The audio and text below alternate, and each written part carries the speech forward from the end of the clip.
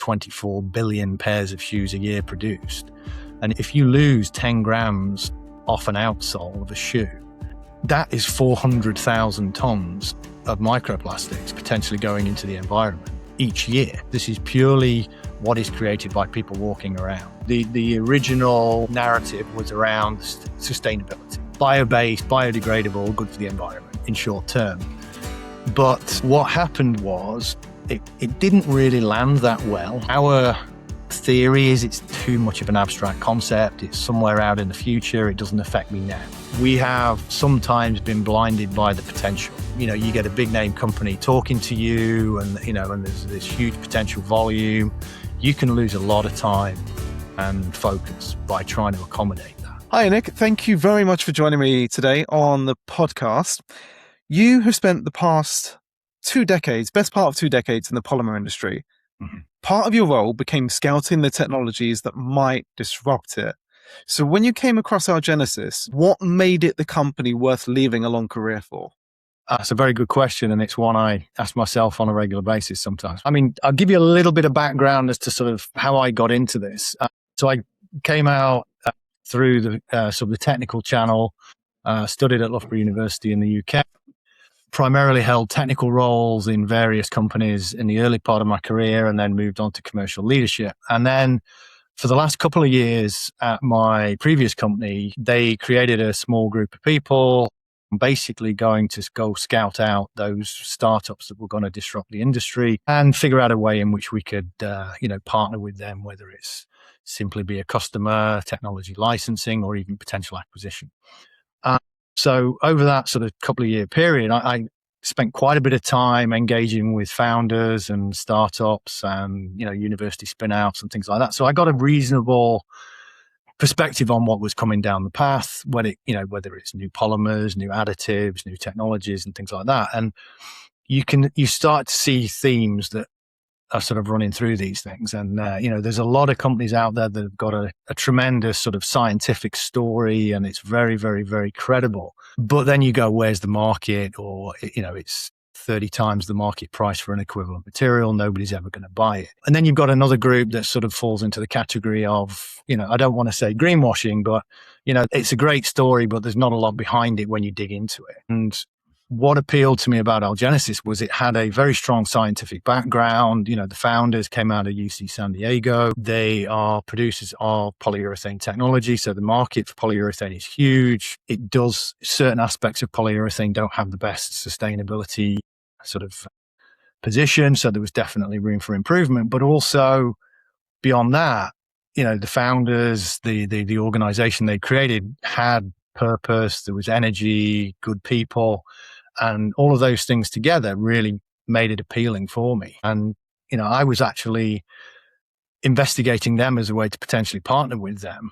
And in the course of doing so, the LinkedIn algorithm kicked in and fed me the Algenesis is looking for somebody to head up the business side of that company. So that got me thinking. And 2.5 years later, here we are. So that's sort of how we got there. So you must have looked at a lot of companies in that period, right? Yeah. Did you start to see patterns in why most of them wouldn't make it? Like I said, there was a few that were clearly not going to go anywhere just from a sort of, the market wasn't there, or the market wasn't big enough to justify it, or the CapEx required to build facilities was just astronomical. So there was a few obvious ones. Then there's others where, you've got to sort of peel back the layers of the onion a little bit just to sort of get to know the people, get to know their mindset, their business model. Again, you deal with different founders. Some of them were, let's say, realistic as to, what the world is like out there, and they were prepared to be somewhat flexible in their approach. Others were absolutely, no, this is exactly what I want to do, and I'm not prepared to change anything. And when you encounter that can somewhat be a challenge to adoption, because once you go out into the real world, then you've got to deal with other people and their requirements. And if they're not perfectly aligned with you, someone's got to compromise. Yeah. And I think it's probably not a great idea to expect a plastics supply chain to change their manufacturing methods for a test on a new product. Yeah. Okay, guys, I'm here now. You can relax, kind of thing. Yeah. But yeah, I mean, that is one of the things as to why I was brought into the organization, because the company was founded by 3 professors of biology and chemistry at UC San Diego. So they had the science absolutely nailed down, but nobody had any industry experience. So they needed somebody to come from the dark side, as it were, to figure out how do we actually take the science and turn it into products that we can sell and people can ultimately make finished goods from. So my role as I came in was sort of twofold. One was to build out the opportunity pipeline using my experience and contacts and what have you, but also to build out the infrastructure within the company such that we could actually be a company. Manufacturing, warehousing, logistics. What happens if we actually get a purchase order? How do we acknowledge the purchase order? How do we invoice it? How do we get paid? All those kinds of wonderful things that you actually have to do to run a business. So my role is to sort of do the external bit, but also to make sure that we can deliver on promises when we have to. You said at first that the founding team were open-minded about building that commercial arm. So I guess, how did you both divide that work in the first place and decide this is mine, this is yours? And did you ever come across, I guess, friction points in that? I mean, there's always friction in any organization, but Steve, who's the CEO, he was very pragmatic. He's a retired professor of biology. He knew enough to know that he didn't know enough, kind of thing. And so, I think they call that. Yeah. And he very much went sort of, okay, you're it. And let me do what I felt I needed to do. Obviously, we stay in alignment, we talk regularly, but for the most part, that was my responsibility. There's always sort of friction points when it comes to the direction of the company, and if you think about where we are, we are very much focused on the footwear industry. So polyurethane is a huge part of footwear construction. So it's a great market to go after. Everybody owns a pair of shoes, so everybody can relate to it. But the polyurethane market is very, very large, and there's lots of other potential applications that you can go after. And that's sort of where we have to try and remain focused. So the footwear market alone is not enough to build the company that we want to build. But if we try and do too many things, we just dilute the effort and achieve nothing. So part of what we've done over the last couple of years is to sort of broaden the scope a little bit beyond just footwear, but try not to chase everything that comes across our path, kind of thing, because there are applications where our product would absolutely work perfectly fine, but the value proposition isn't appreciated by that market, or it's such a commoditized market space that people will fight you over a fraction of a penny, and so you're never going to get any mind share there. So that's where my experience comes in. It's okay, I know these markets, and I can go, okay, we can put that one to one side, or we can go hard on that one. Got it. Yeah. And I think shoes is a really good example of a wedge market.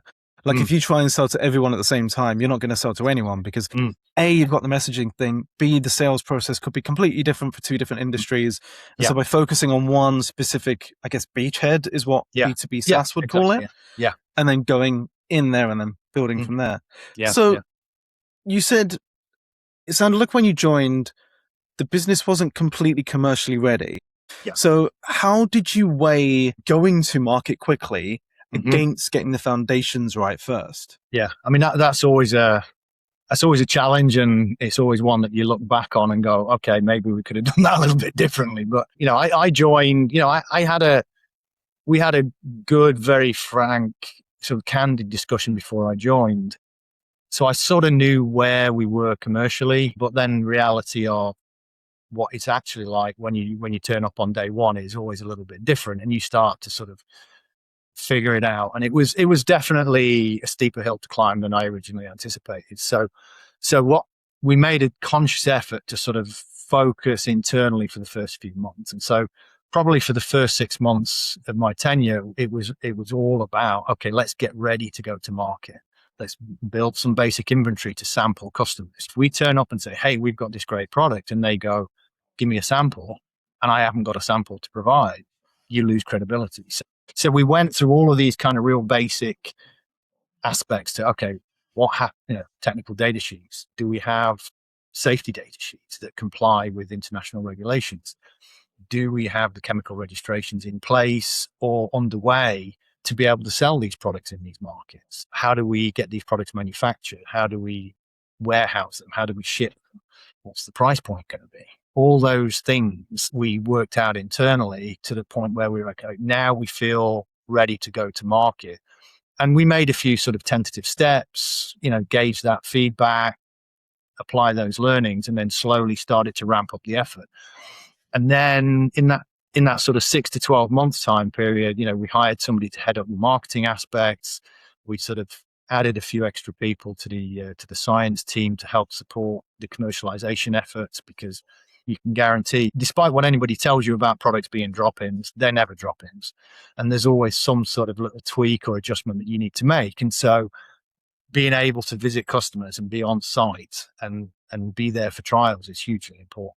And then, as I said, we hired somebody on the marketing side, Sandy Watts. So she came in and she sort of built out the marketing strategy with me. We've started executing on that. And it was all about how do we get out into the market and basically build credibility, first of all, because people are not, step one is they got to know who you are, but step two is they got to figure out, are you a credible supplier? And so, we were sort of going hard on the science of our products. We talked about how we had a few public agreements where companies had agreed to launch products with us. And so and they'd agreed to sort of co-market with us as well. So we had a handful of companies, Trelleborg, a very, very large Swedish company. They came on board very quickly.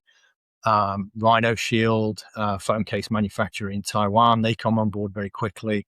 And so we had a handful of companies that were, let's say mid-size, reasonably well-known companies that brought credibility to us. So you add that to the science and people start to pay attention. Yeah. So you're a couple of years in now. Where's the commercial growth engine strong and where isn't it yet? If we look at the footwear industry, obviously footwear manufacturing predominantly is in Southeast Asia. We have, again, there's so many people in so many countries, we couldn't cover them all. So we've tried to focus our efforts on Vietnam and Indonesia. And we've got a local agent out there who supports us with customers. We've identified a handful of factories that we work very closely with. They are part of the sort of approved supply chain of a lot of the major footwear brands. So we're able to try and concentrate our efforts in a relatively small area to get the greatest impact. So that's where we've got running business today. North America, we've got several pieces of business starting to take up. They're in that sort of ramp up scale. We've gone beyond trials. We're in that sort of scale up phase where, we're getting those repeat orders that are progressively larger. Europe is where we see a lot of demand, but we're a little bit further behind on that because we had to get the REACH registration. We are in the early stages of an agreement with a company called Safik Alcan as a distributor for us in Europe, and we're trying to get our products manufactured in Europe as well. So at the moment, our products are manufactured in Southeast Asia. And so shipping them across to Europe, it's 120 days door to door.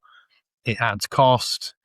It adds complexity. People don't want to be buying from Asia unless they absolutely have to, just from a pure, logistics standpoint. So the goal is by the end of this calendar year, we'll have some European contract manufacturers approved. We'll have the distribution set up and operating. So we'll be able to take a good run at Europe in 2027. But we do have a few small pieces of business already that we're supporting from the US. In terms of how we're approaching commercialization, so I'm sort of responsible for all of the sales, marketing, business development aspects. So we have the marketing side, which obviously feeds the opportunity pipeline. And then we have about a year ago, we hired a guy called Tom Bartley. He's our commercial director. So he's now the sort of the frontline sales and business development side of things. So he takes on the bulk of new opportunities, screening web inquiries, all the follow-up and sampling and quoting prices and things that you have to do there. And as I say, we bring in distribution in Europe because, trying to do it remotely is a challenge. We are working on establishing some sales and distribution agreements for the Asia market as well. So the idea is, we can't go hiring people all around the world, so we need to pick good partners that we trust to be the face of our business in those regions. So I'm guessing it's obviously with the industries that you're selling into, they're going to be quite risk averse. Mm-hmm. Do you find that most of the work comes in through, because similar companies that I've spoken to, it's usually built through partnerships as opposed to like an inbound function or an outbound function, something like that. Yeah. Do you find the same yourself? It's the balance is changing a little bit as we're getting better recognized now. So for the first year, it was very much me leaning on my contacts and sort of asking for favors and, all that kind of good stuff. Hey, can you get me an intro to this person or what have you? But, we started the marketing machine of one person is working very, very effectively. And we're starting to get some very, very high quality inbound leads that we're able to follow up on and take action with. So this is fantastic, and we do not have a big budget. As I say, we have a team of one, so on a very tight budget and small resources, I think we've been very, very effective. And that's because we've actually thought about it rather than just do the shotgun approach. I want to talk about messaging. So your messaging now leans hard on microplastics rather than sustainability in the kind of broad sense. Was that always the case from the beginning of the company, or beginning from when you joined, or did that focus move over time? And what did that do to the commercial conversations you had? It's very much changed. The original sort of narrative was around sustainability. Bio-based, biodegradable, good for the environment in short term. But what happened was it didn't really land that well. Our theory is it's too much of an abstract concept. It's somewhere out in the future. It doesn't affect me now. It's all and if I have to make a decision of doing one thing or the other, this is the thing that always gets pushed down the road. So, and I think anybody in that sort of sustainable material space has probably had a similar experience. But I think there was an element of good luck here, but we had a scientific paper published in Nature literally within a couple of weeks of the New England Journal of Medicine article coming out around the impact of microplastics. And our paper demonstrated that our biodegradable polyurethanes do not create persistent microplastics. And so the synergy of those two things coming out at around the same time, we couldn't have been better. But what then happened was people made that connection between biodegradable polymers not creating persistent microplastics. And then suddenly people, this affects me, it affects me now, it affects my family, my children, and suddenly it's no longer this abstract concept that I can sort of hide from. And also, we spend a bit of time looking at applications that cause microplastics. Because again, people talk, you can recycle products at the end of life, you can do this, you can do that. But microplastics created during the use of a product is something that cannot be addressed through recycling or other things. And, we did some very simple calculations around the footwear industry. And if you think there's approximately 24 billion pairs of shoes a year produced, and if you lose 10 grams off an outsole of a shoe, that is 400,000 tons of microplastics potentially going into the environment each year. That doesn't address what happens to the shoes. It doesn't address the scrap or anything during the manufacturing process. This is purely what is created by people walking around. And that has resonated with people because it's a huge number. And you put in a biodegradable material into footwear outsoles, yes, you'll leave those particles behind, but within a few months, they'll have biodegraded and you're not leaving them in the environment forever. So that really was a changing point. And then we started getting people, hunting equipment, fishing, skiing, hiking, where things get left behind in the woods. We've got a customer producing ski pole baskets from our material. He came to us, wanted to develop this product because he had a cabin on the mountain. And when the snow melts in the spring, the community would go around and clean up all the trash that was left behind on the mountain. And he was sick of seeing all these little broken ski pole baskets. So he said, if they're going to get left behind, let's make them out of a biodegradable material. So, so we're starting to get those types of customers come to us where it's not necessarily microplastics, but it's also products are going to get left behind. And generally, people who are outdoor enthusiasts they also care about the environment, and they don't want to make the place worse. We're also seeing, particularly on the running, for footwear, we're seeing technical articles and scientific papers around the detection of microplastics in remote areas. So there's papers that have been published on, the Australian outback and up the top of mountains where they've identified microplastics in lakes or in the dirt along the side of a trail, and they've traced it back to particles left behind from hiking shoes and trail running shoes. And so now we're getting footwear companies who are making those types of shoes come to us and say, hey, can we make an outsole with your material? And so this is really sort of created that kind of snowball effect. Got it. I was going to ask about the paper and that timing. It sounds like it was completely serendipitous rather than planned.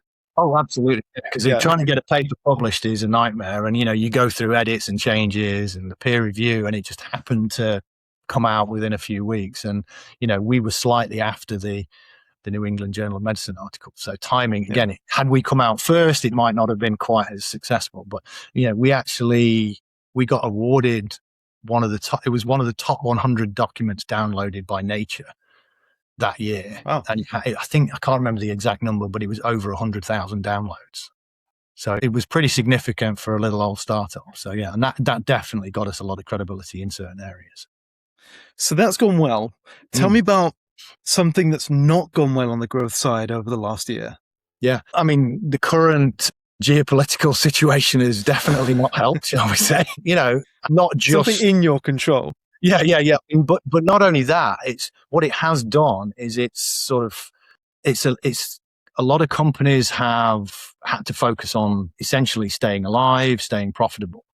And so what they've done is they've refocused their efforts on cost reduction or dealing with supply shortages. Some of them have even downsized. And so that has definitely impacted the willingness to adopt in certain areas. In fact, some organizations have now, where they previously had sort of dedicated let's call it sustainability teams, where they had, the head of sustainability, they had a budget, they had resources, and they had objectives.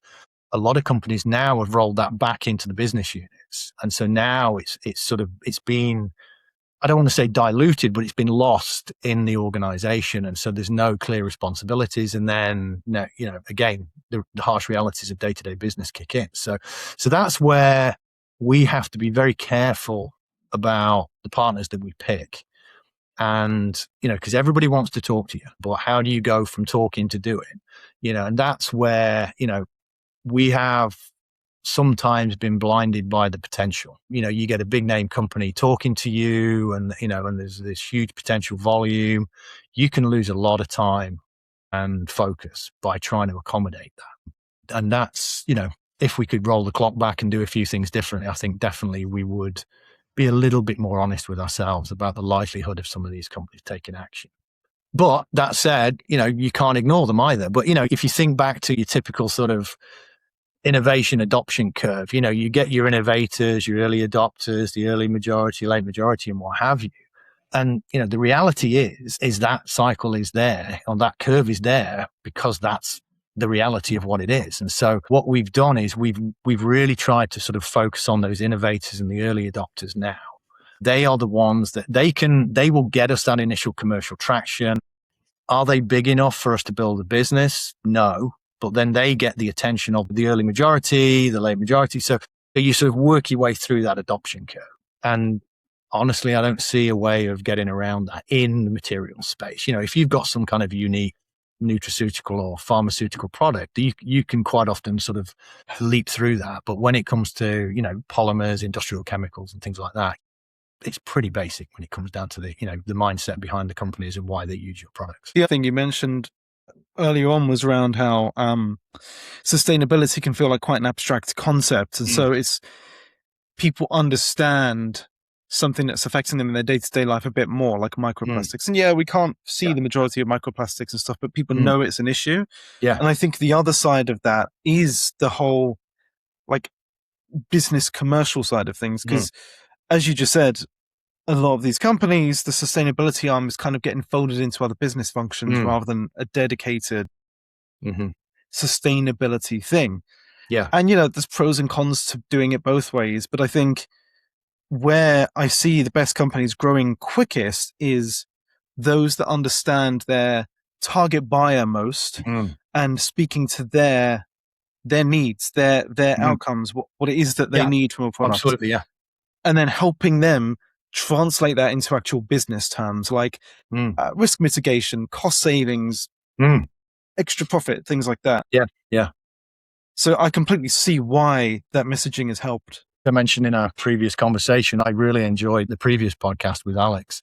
He spoke to a lot of the harsh realities and I think he articulated it very well, and this is where, again, with my experience in the industry, I've been trying to differentiate Algenesis from other small startups by demonstrating that we are not a risk to their supply chain, because that is one of the biggest things that people will kill you for. Because if they don't think you can deliver, they are not going to risk the individuals you're dealing with. They're not going to risk their own reputation, their career, their bonus, or what have you for you, and at a corporate level, they don't want to risk their brand reputation. So, we do everything through contract manufacturers. We have multiple suppliers of our raw materials.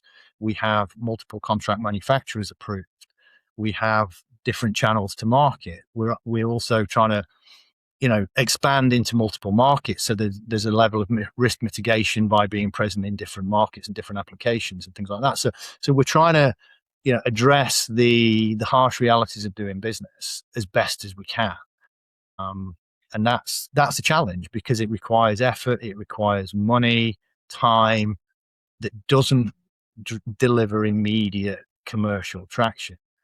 But by the time you get to the point you need it, if you haven't got it, it's already too late. And so that's where we're sort of trying to think ahead a little bit and anticipate these things coming. It's simple things like having, ISO 14,000 or ISO 9,000.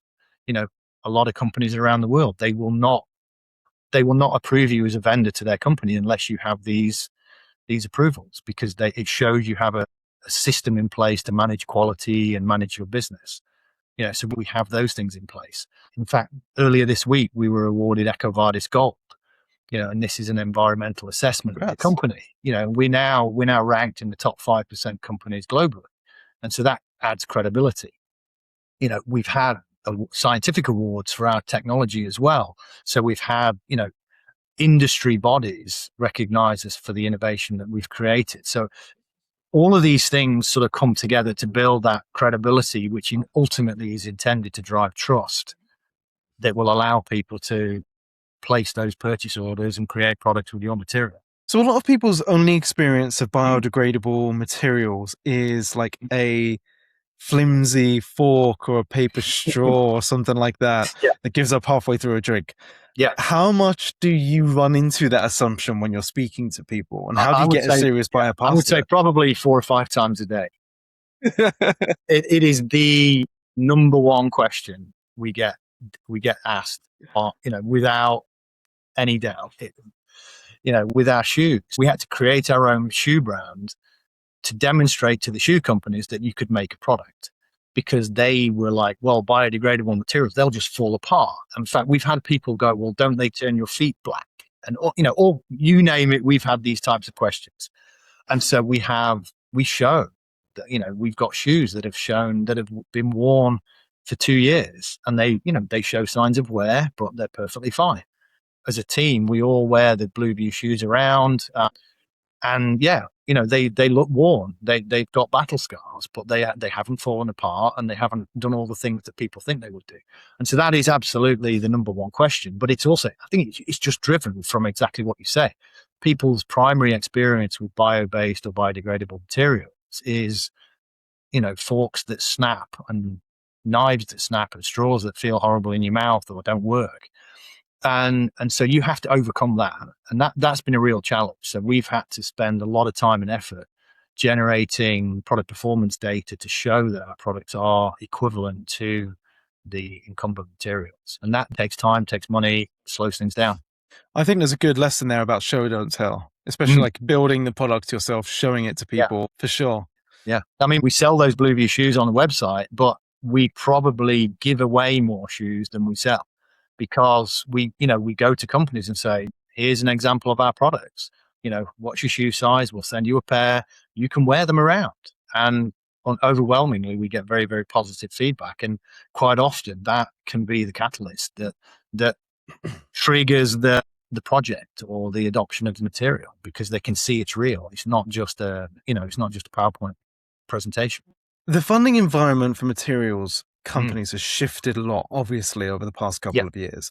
And the bar for what you have to show before you can raise. What are you seeing, and how's it changed what you need to prove?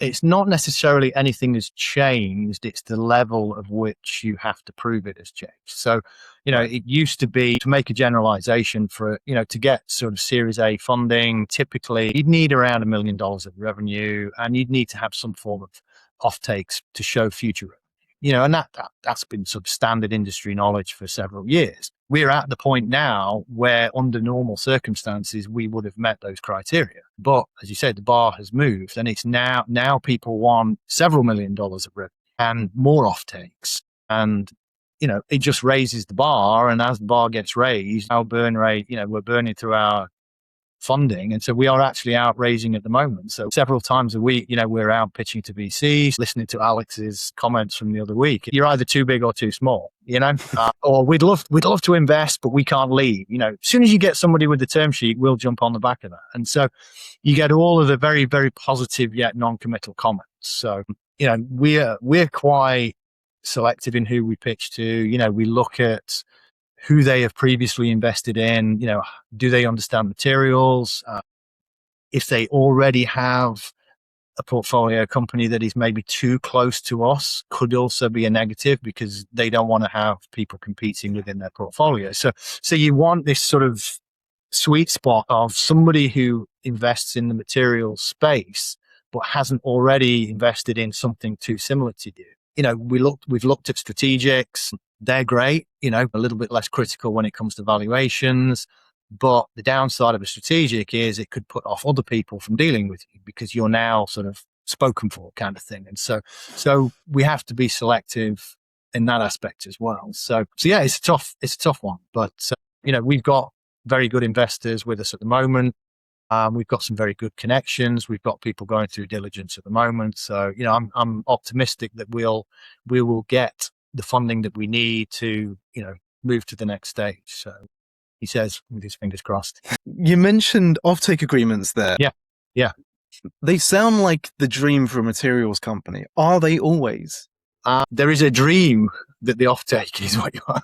So, I mean, there's, you listen to people and it's like, you need an offtake, but no one is going to do a take or pay kind of offtake with a startup unless they have proven that product is absolutely rock solid. And by the time you get to that point, it's already too late.